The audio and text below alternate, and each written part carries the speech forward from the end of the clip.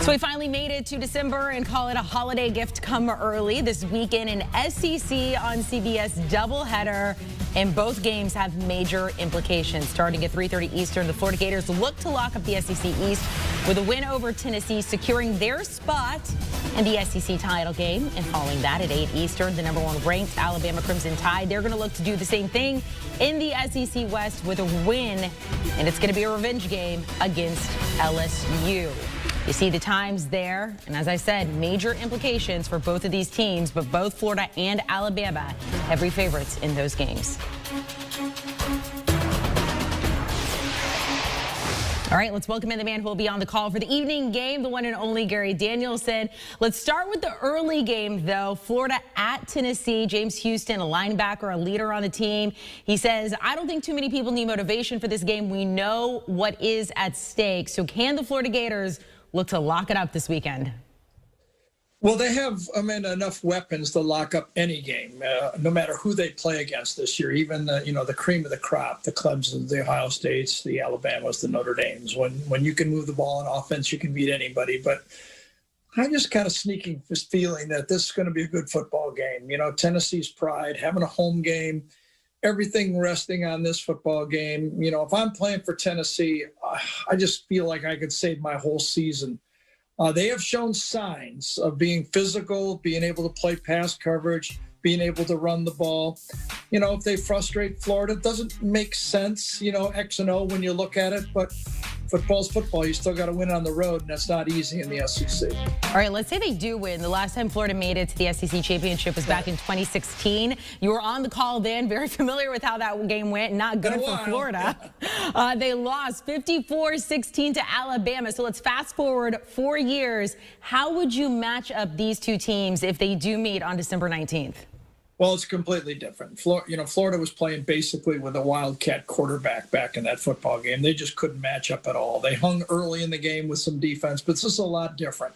In college football, if you have an elite quarterback, and both of these teams obviously do, you could make an argument not only is this game, for the SEC championship, but berth in the playoffs.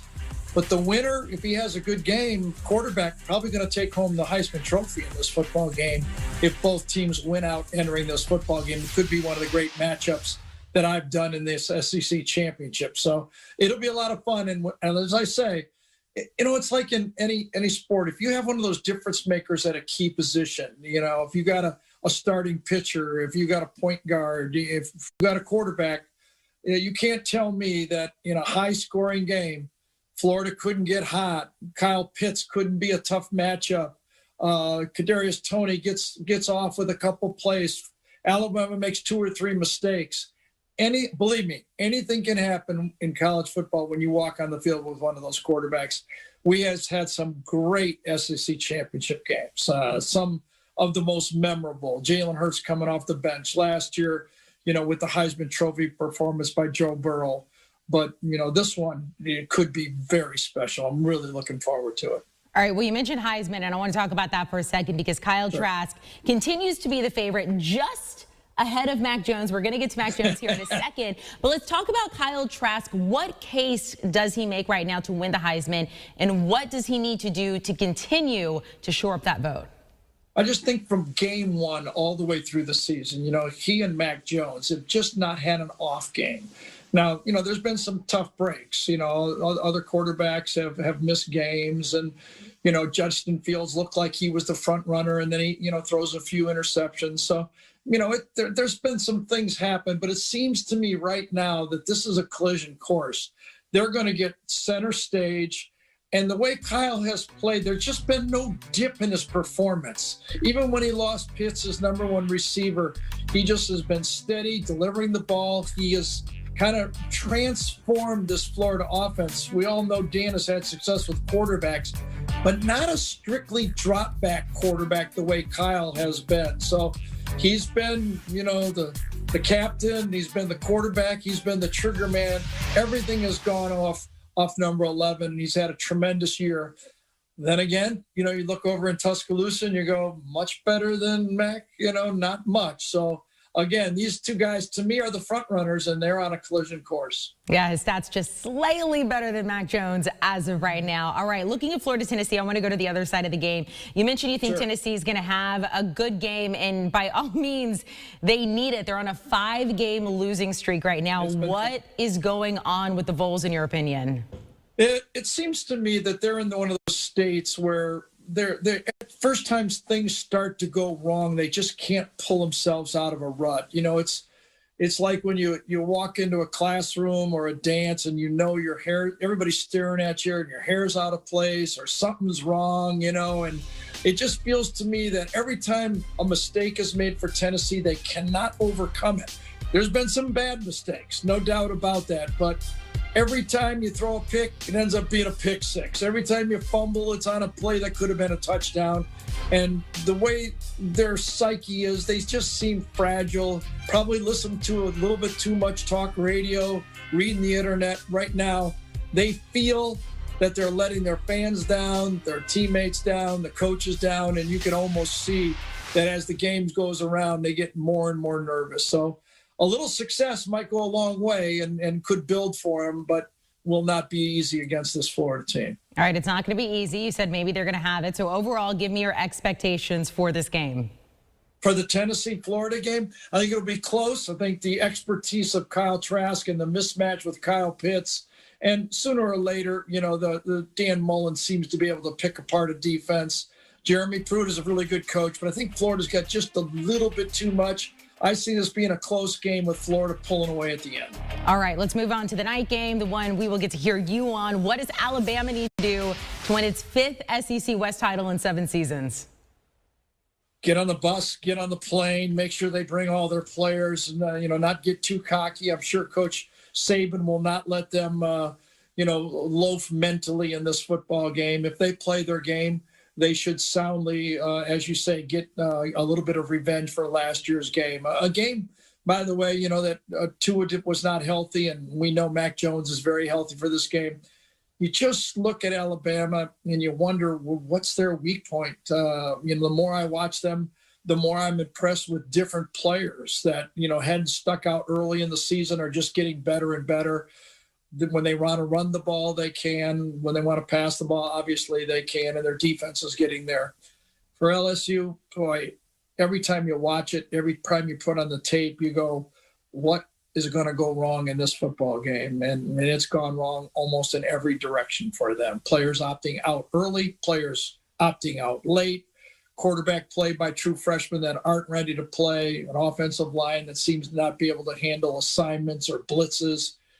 It's not pretty to watch these guys play right now. Yeah, I love the stat underneath you that Alabama's won 96 straight games against unranked opponents. That's just incredible. All right, we talked about Kyle Trask, so let's talk about Mac Jones now because he is just behind him on that race to win Heisman. So make the case for Mac Jones, or what can he do to overtake Kyle Trask, if anything? I've said this all year about both guys. No one's had a better year than Kyle Trask, and no one's had a better year than Mac Jones. It's just they kind of seesaw. One guy has a big game, the next guy has a big game. So you keep going, you know, back and forth, back and forth. Now center stage is going to be this Saturday. One guy gets it at 3:30, one guy gets it at 8 o'clock.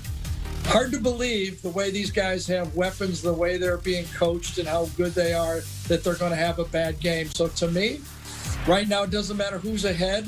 Doesn't matter how, you know, far Mac has to go or Kyle has to go. Seems to me the winner of the SEC championship game is going to be the guy that takes home the Heisman. Gary, let's talk about LSU here for a second, because, I mean, all season, frankly, it's hard to imagine that these are the defending national champs. Granted, this is a much different team. They lost a ton of players, a great coach. But what would it mean to LSU to get a win over Alabama? How much would this mean to their season? I don't think it's going to wash away the whole season. It almost, if they did win a game like this, it would almost be like, well, you know, why now? What's happened all year?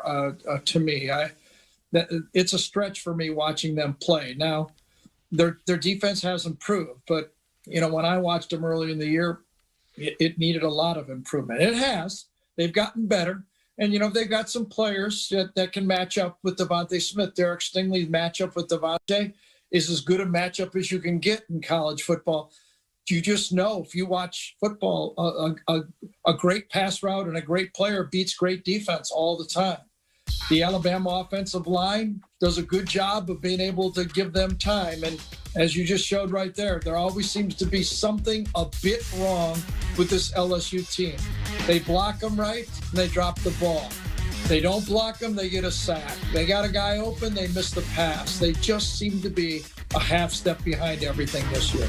Yeah, just kind of how you described Tennessee. All right, Florida, Tennessee, you said you think it's going to be close with Florida pulling away at the end. Give me your expectations for this game, Alabama going up against LSU. Brad and I really want this game to be close. If you've ever done 3.5 hours of football on national television, you pray for a close game. People gravitate to the game. People love to watch great close football games. So we've got our fingers crossed. Let's put it that way. What you watch on tape, it would be hard to make a case for this being a close game. But I've seen upsets before. I did the 2010 South Carolina-Alabama game. It would take that type of excellent performance by LSU to keep this game close. All right. Well, for your sake and everybody else's, we hope it's close. We're just going to have to watch and see. Gary Danielson, he'll be on that call for Alabama LSU. Thank you so much for joining us here on CBS Sports HQ. My pleasure. So with a bizarre regular college football season nearing an end, the race for Heisman is starting to heat up. And it is very likely we will see the top two candidates face off in the SEC championship game. Florida quarterback Kyle Trask going head-to-head against Alabama quarterback Mac Jones. But who gets the edge when it comes to Heisman? According to our partners at William Hill, Trask right now leading the odds to win Heisman with his 34 touchdown passes, throwing for at least 3 scores in all of Florida's 8 games so far and just 3 interceptions. Let's see what our experts have to say about it. Welcome in college football experts Emory Hunt and Barrett Salih. All right, so Emory, let's start with you. The race for Heisman, is it down to these two guys? And in your opinion, who gets the edge here? I think realistically it's down to these two guys. And if I had to make a case for one that will probably win it, it will be Mac Jones. You know, we've known the Heisman for years to be more of an award that goes to the best quarterback on the best team.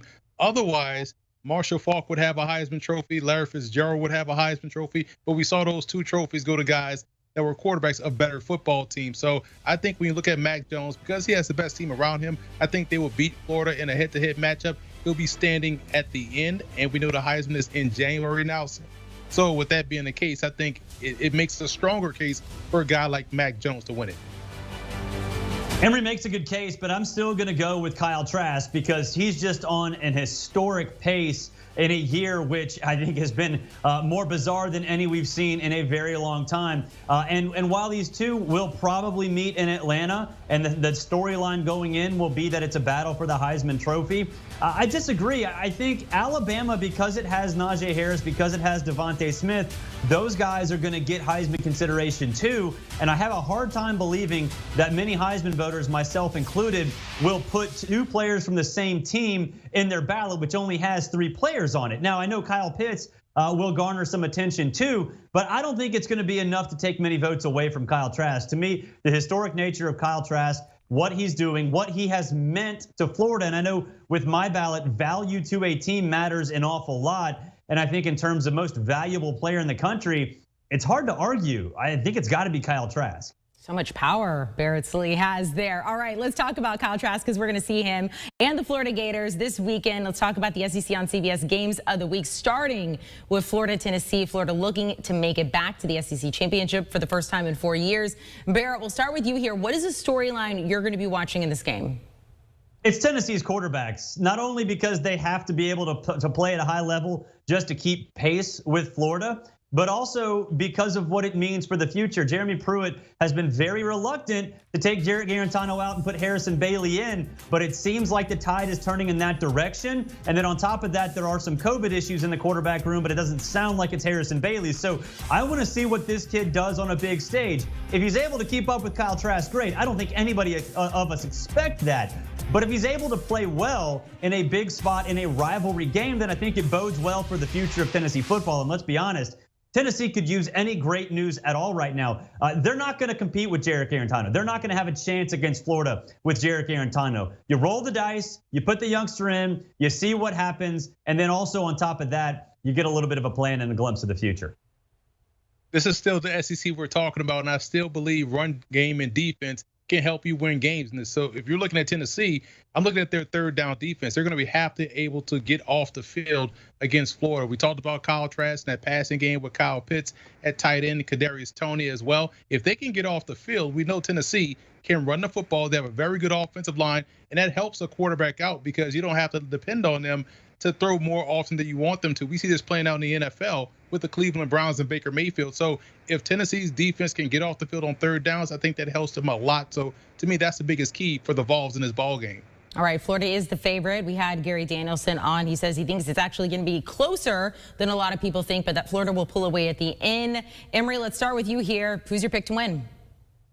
Yeah, Florida. 17 is close. So I think Florida will win by 18. I like Florida's offense. I love what they bring to the table. Their defense has gotten better every week, and they are staring right now the college football playoffs in their sight line. They want to get there. They have the opportunity to do so and do so in an impressive fashion. Taking care of a team like Tennessee will go a long way in helping improve that case. So I will lay those points with the Gators.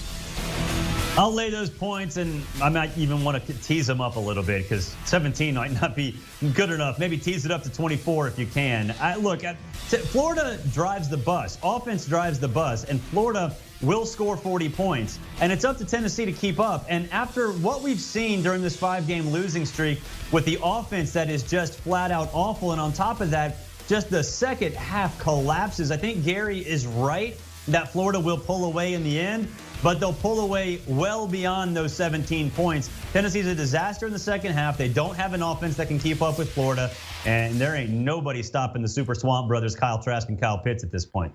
All right, let's move on to the later game. Alabama taking on LSU. I know a lot of people are calling it a revenge game for Alabama. That feels unfair just because of what we've seen from these two teams so far this season. Barrett, we'll start with you here. What is the storyline you're going to be watching in this game?